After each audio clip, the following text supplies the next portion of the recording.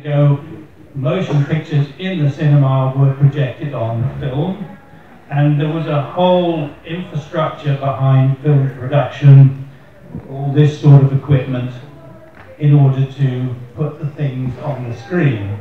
And it was the same with television. Up until very recently, everything was based on videotapes, and the change from videotape television production to digital computer-based production is quite recent.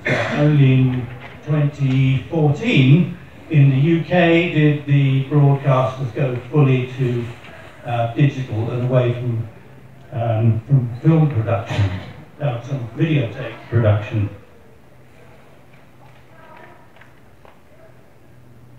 So this is a bunch of film cans.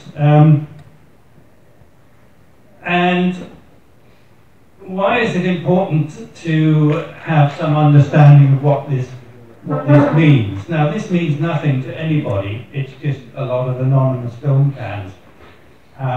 But if you're dealing with the history, your film heritage or your television heritage, it's essential that you understand what might be in these film cans. And equally, if you're dealing with television heritage, it's important that you understand how to work these ancient videotape machines and how long they're likely to last with the old technology. So let's have a very quick look at the history of film technology. So a pile of cans like this means nothing unless you have some understanding of the technology behind it. More typically, they'll look like this. So they'll have some sort of labels on, but what do these labels mean? So cinema was invented. Can anyone tell me when cinema was invented? Late 1800s, yes, very good. The first cinema show was actually in 1895, and interestingly,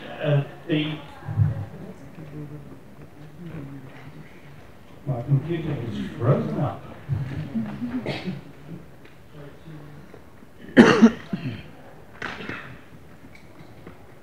There we go. The cinema was invented by several people at the same time, more or less, because all the elements that you need for cinema, the illusion of motion by using lots of individual images presented in rapid succession, the means of projecting an image onto a screen, photography had all been well established by the late 19th century.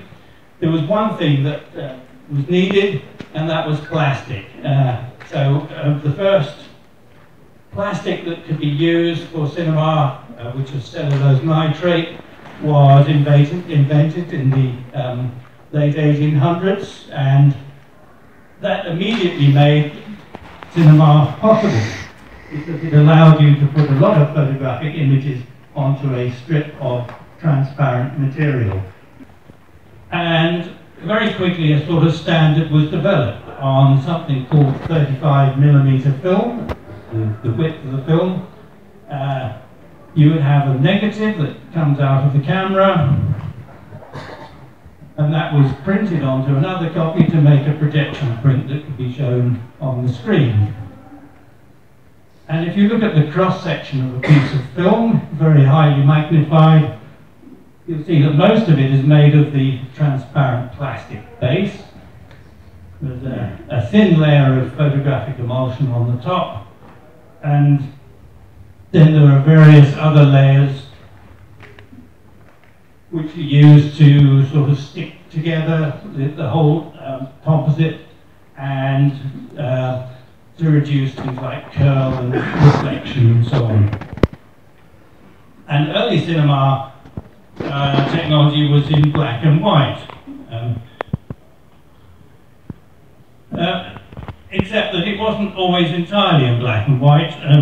There were various ways of producing colours on the screen by colouring sections of the black and white material in order to produce different colours by using coloured dyes, or by changing the black image into a blue image or a brown image. And sometimes you have a combination of two. So very often things like sunsets in the early years would be tinted in pink and toned in blue, so you get this sort of two-colour system. And people experimented with hand painting colours onto black and white film. And Pathé in Europe invented a sort of mechanized version of this by using stencils to apply colours to prints. But it wasn't until quite a lot later, after the invention of cinema, that true colour was developed. And most successful colour systems are based on the idea that you have a cyan, magenta, yellow. Cyan is blue-green, magenta is blue and red, yellow is yellow, yes. And you put one on top of the other and you get a full colour image. And this was perfected in around 1940s by putting the three layers on top of a plastic film base. And anyone who remembers shooting their images on film will be familiar with this sort of orange colour negative that you get. I won't go into the reasons why it's orange colour. It's to do with improving the colour balance, but this is the typical negative that comes out of a camera using colour film stock. This is Eastman colour, which was perfected in 1950. About a couple. One of them was Kodachrome, invented by Kodak in 1935, and this was what they call reversal, a special way to produce a positive colour image. I've got a list of different colour stocks here. The sort of Eastman colour type includes Fuji colour, Agfa colour, Piranha colour was Italian, Soft colour was from the Soviet Union, and then reversal stocks where you get a positive image from the camera, Kodachrome, Ektachrome. The only other colour system I'm going to mention briefly is Technicolor, because Technicolor has become a word that tends to mean bright colours. Technicolor was perfected in 1935, and the camera would shoot an image that recorded the red, the green, the blue elements of the scene, and it used a mechanical printing method. So the three strips of film were actually coated with colour inks, which were then printed onto a print stock in the same way that you would print a magazine or a poster, which produced very nice colours and very stable, but it was also a very expensive system. It also took quite a long time for sound to be introduced to the movies, actually onto the film, because then you've got the picture and the sound together in one. And you can see that that's actually quite difficult, because if this is a typical projector, film projector, and the picture gate is where the film is moved into position. The shutter opens, it's projected onto the screen, the shutter closes, and the film moves on. Now that happens 24 times every second, so the film is doing this very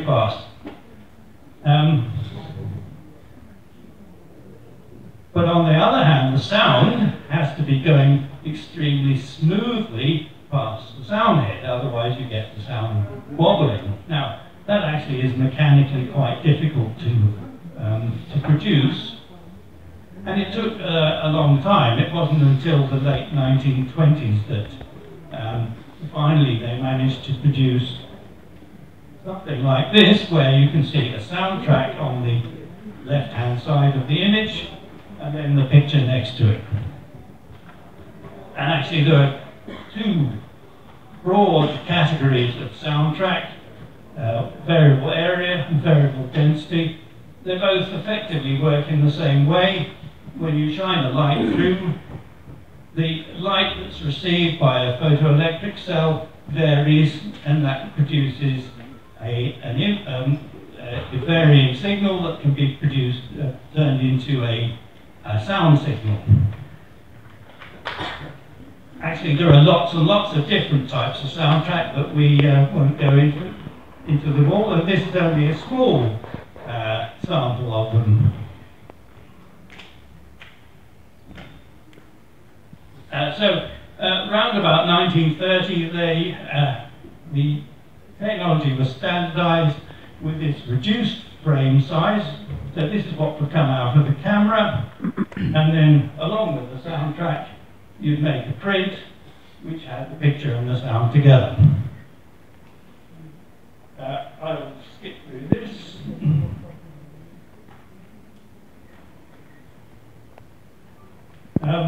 The advent of synchronized sound actually made editing a film much more complicated, because the picture and the sound have to be edited separately, and only in the final stage are they brought together. The print and colour things differently, because that would affect the sound. You might not be aware that with the advent of sound, screens had to be perforated. So if you go up to this screen and look very closely, it's full of tiny holes like this, because the speakers are behind the screen, so that the sound appears to be coming from the image and not from somewhere else in the auditorium. There were other ways of getting sound onto the image. One was to put a magnetic coating on the side, and this was used for some types of film, normally where the cinemas were capable of using multiple multiple channel tracks. So in this case, this is an example of a 70mm film, so that's twice the width of the normal one, and it's actually got 6 magnetic soundtracks on it, 2 on each of the outsides, and then 1 inside. And round about the compact disc, which is played in a separate player. So by that stage, film prints were quite complicated. I would just have a quick look at film formats. So over the years, there have been lots and lots of different sorts of film. I'm only going to talk about a few, the most common ones. In 1923, Kodak introduced something called 16mm, which was intended for amateur usage, but it then became very popular in the 1950s and 60s for television and also for low-budget productions. And it could be either a negative type or a reversal type. So the negative, you get negative image from what comes out of the camera, which then has to be printed to make a projection print. Or the reversal type is where you get a positive image coming out of the camera. And with the advent of sound, it was found that they could put soundtracks onto the 16mm film by removing the perforations on one side and replacing it with a soundtrack. In France, the company Pathé produced round about the same time something called 9.5mm. This is unusual in that it had the perforation in the middle of the picture.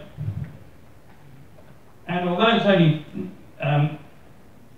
sort of much narrower than 16mm, if you look at the frame size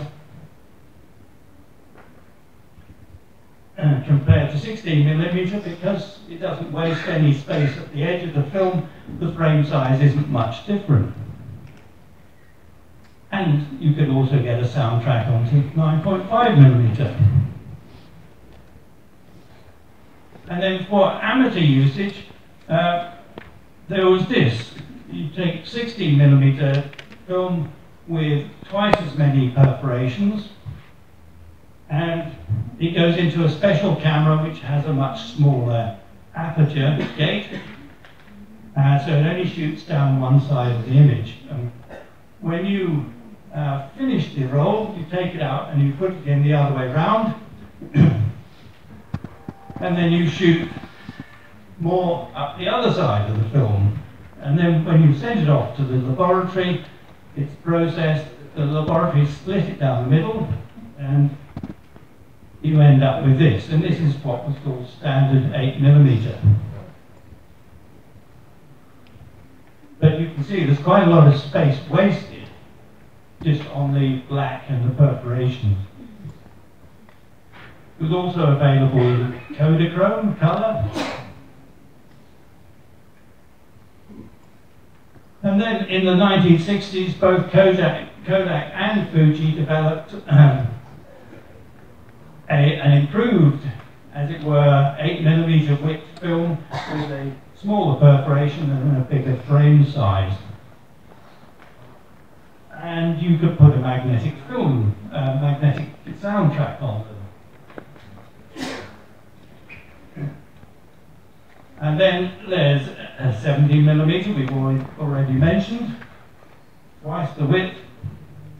And then the daddy of them all was IMAX. IMAX is effectively 17mm running sideways with the image filling up the film that way.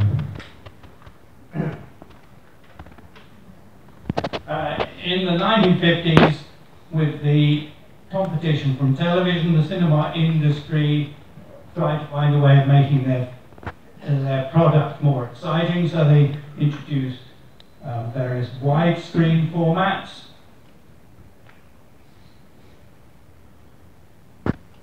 And there are typically two approaches to getting a widescreen on the a wide image on the screen from film, from a standard film that is.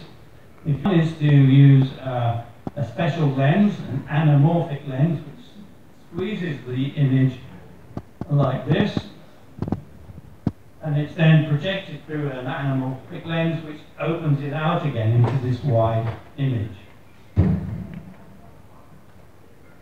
A cheaper and easy way of doing it was to just reduce the height of the image, so you actually blowing up the picture rather more, so not so good quality. But this widescreen approach was also quite common. And there was also something called 16mm, where the film was shot using as much of the width of the film as they could. It was really intended for producing widescreen 35mm blow-ups, but it was then adopted by television for high-quality productions where they shoot on 16mm and then convert it to video for the production.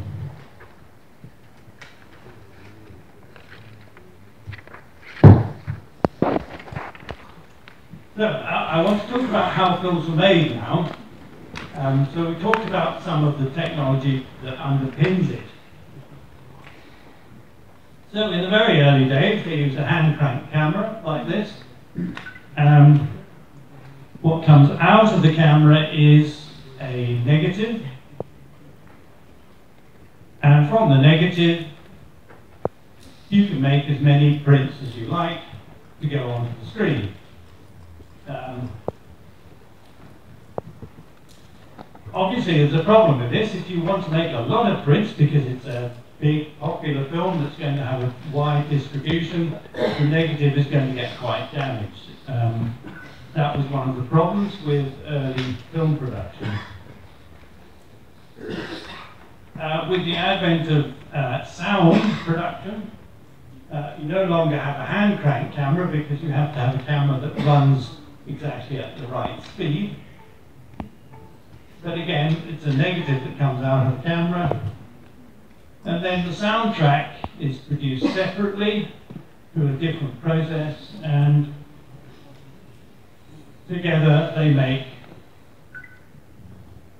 as many prints as you like.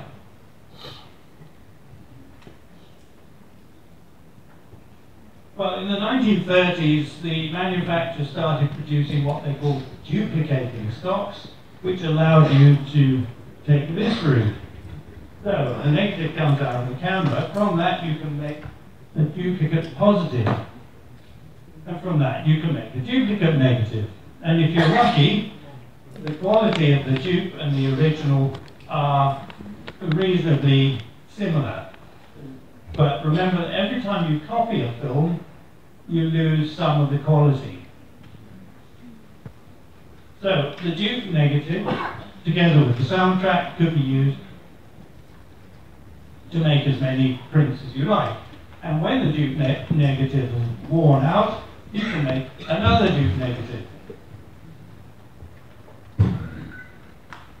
And of course the same applied for colour material. You can make an intermediate positive, an intermediate negative, and from the soundtrack separately, you make as many release prints as you want.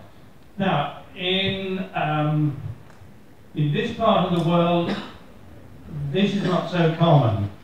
It's to do with the size of the distribution. So in America, in the Hollywood industry, virtually everything goes through this intermediate process. In this, we would cut them together to make what would be called a cutting copy. So this is a positive print with lots of joins in, and possibly various marks to indicate where fades and dissolves and special effects are supposed to go in. And from that, the original negatives would be cut together to make an assembled negative. A master negative, a cut negative, whatever you want to call it. So it was the film editor who did the first part of the work, but it was always the film laboratory that handled the negative, because the negative had to be kept really clean and cut in very controlled condition. So that's the image, the sound.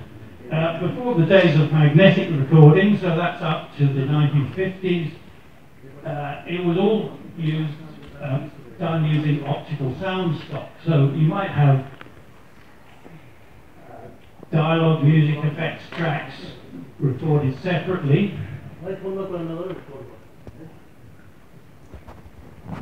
These would all be mixed together to produce a final mix. And then with the picture negative would be used to make the print. Are we okay? Yeah, we're good. In the 1950s, something called magnetic sound stock was invented. So this is effectively like a magnetic tape recording, but on perforated film stock. Magnetic stock or partially coated magnetic stock, but basically it's designed so it runs in synchronization on an editing machine with the picture. also available in 16mm. Now, originally this was on cellulose acetate stock. Later in the sort of late 1980s, 1990s, they moved to polyester stock. We'll be talking about acetate in a minute.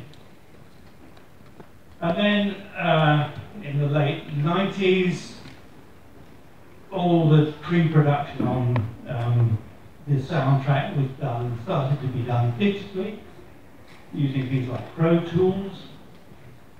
But of course, in order to make the final print, the output had to be put onto film so that you could then make a film print.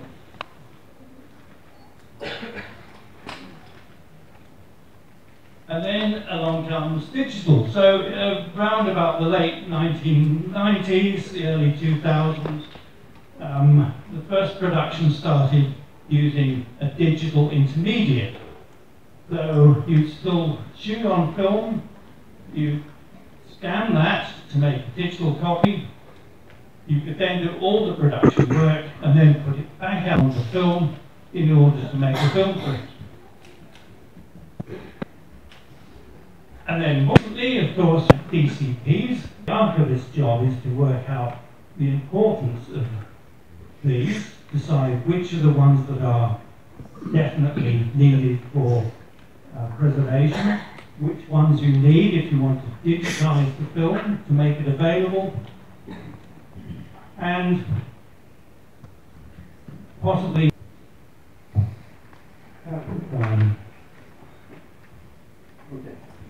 so for the rest of the morning, will give you a life expectancy of about 500 years. Now, 500 years for an archivist is what we're aiming for, so that's much, much longer term than most people are thinking about.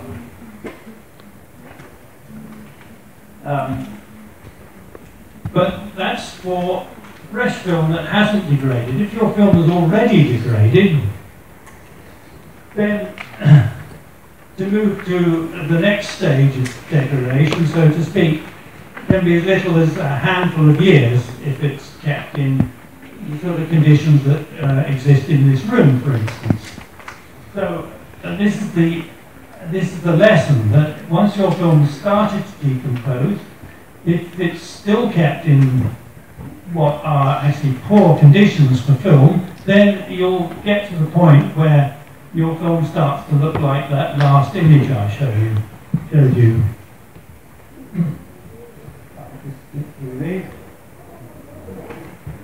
There is a way of testing the level of acid in cellulose acetate film using these little indicator strips, and the idea is that as the film decomposes, the acid level increases, and you can measure that using these strips. And what we're trying to do is prevent the film getting any further than level 1.5 using this particular scale. So you don't want it to go around this corner and start decomposing faster. And really the only way to do that is to keep it cool and dry. There are other things you can do to slow down the decomposition of cellulose acetate film. One method is to take it out of the film can and wind it through every so often, which allows the acetic acid to disperse, and it will help to extend the lifetime a little. But we're talking about extending the lifetime by a factor of maybe 2, so if the film has got 10 years of life left, then you might extend it to 20.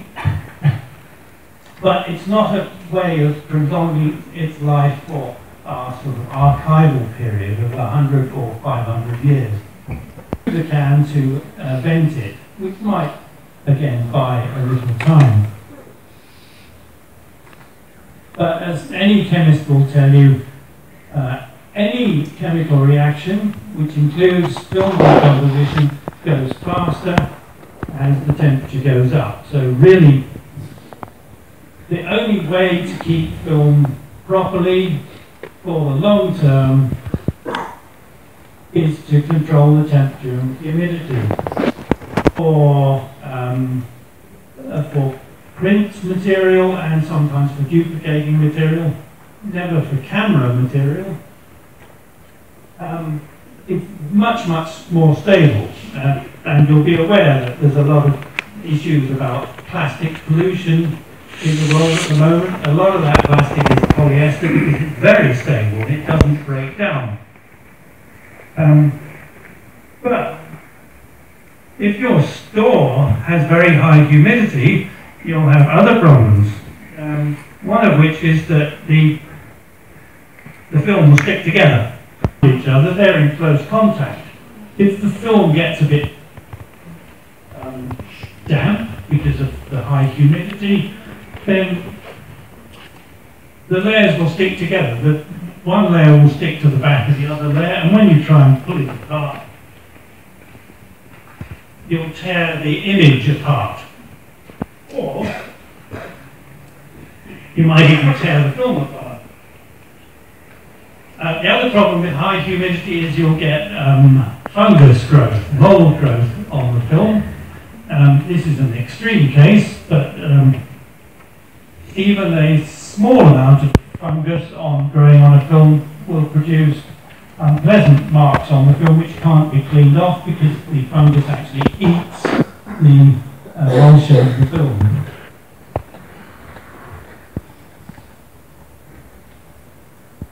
So in the real world, what we recommend for film storage,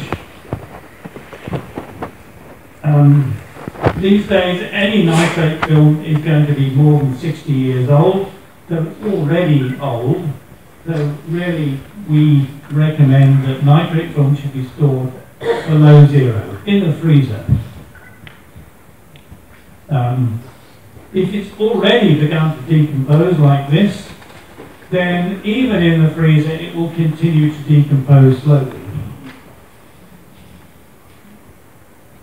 Black and white acetate film, which is not decomposed already, then the standard, international standard recommendations are fine, somewhere between 2 degrees and 7 degrees. But if it's at an early stage of decomposition, then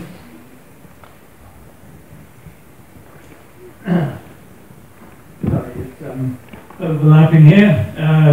Really, again, you have to get it below zero, -5 degrees or something like that. And if it's in an advanced state of degradation, then even at -20, it will probably still continue to decompose, but slowly. So you can, again, buy time by putting it in the freezer, but it won't last forever. Colour film, if you don't want the colour film to fade away, then again, the deep freeze. So we have a kind of guide here, which tries to give an idea of what is the appropriate storage conditions for storing archival film for the long term. And you can see that if your acid level, this is the AD level, is high, then it's going to be short term or very short term before you have to do something to save the content. If your film isn't decomposed at all, then you don't have to have really stringent conditions. You'll get long-term storage even at 10 degrees Celsius. But the trouble is, even that requires special storage because you need 10 degrees all year round. You can't have 10 degrees in the winter and 30 degrees in the summer because that will make the film decompose rapidly in the summer.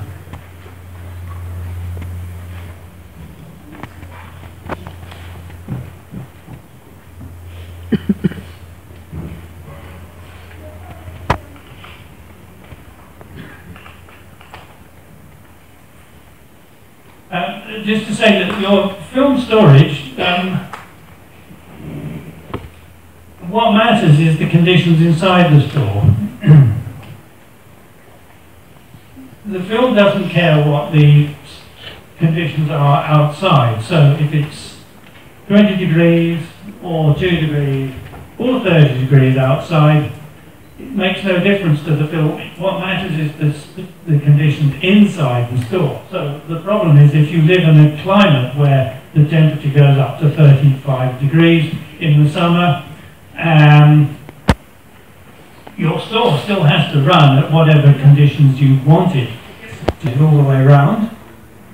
And I mean all the way around, so film vaults don't have windows. Films don't need to look out the window and enjoy the view.